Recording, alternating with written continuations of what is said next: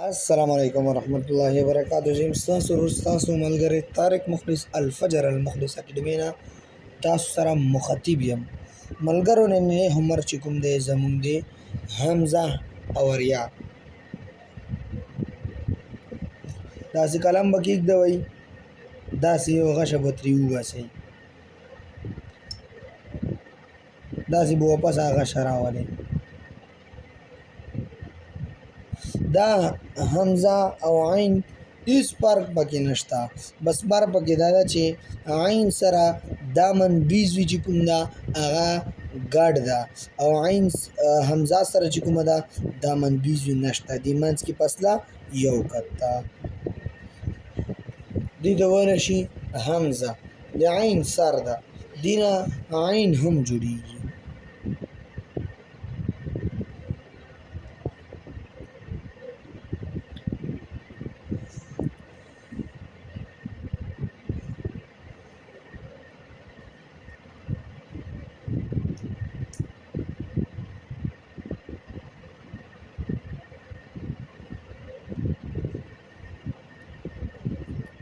دا هم دا منبیز وي، ده هغه دا منبیز وي چې کومه جیم کې راغلی وه.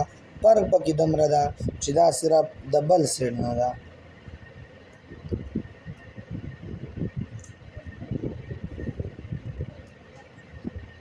نون ولا دا منبیز وي، ده لکه څنګه نون راتوېدو هغسې دا هم راتوېږي.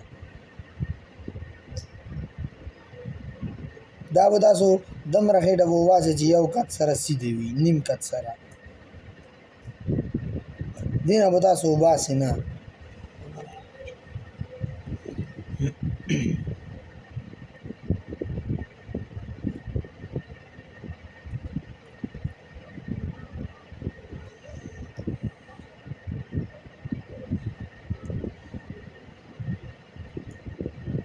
دا به نیم قط وي منځ کې فاصله، یو قط وي او نیم قط هم راوستی شي تاسو. دګې چې څومره وي نو هغومره فاصله به تاسو هېر کوئ. انشاءالله هومورک به تاسو نور هم رنګین وي. اوس راشئ ملګرو، یو داسې شی درته مونږ ښیو چې هغه شی تر اوسه پورې تاسو ته مشکله ده چې چا ښیلی وي یا تاسو لیدلی وي.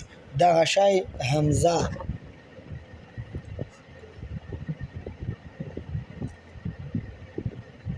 دې ته ویلی شي حمزه. دا به تاسو وایئ چې دا څنګه حمزه دی.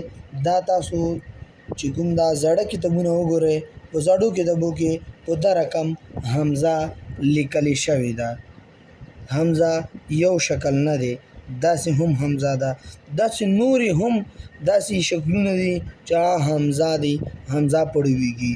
او چونکې هومورک ویډیو ستریږي، دې دې واجب موږ تاسو ته صرف دوه راوړل، دا هم د پړویږي، دا هم پړویږي. ملګرو که زموږ چینل کې تاسو نوی تاسو ته موږ هرکلی وایو، او زموږ چینل سبسکرایب کړئ او ویډیو مخکې ملګرو سره شیر کړئ چې هغو ته هم استفاده ورسیږي. والسلام.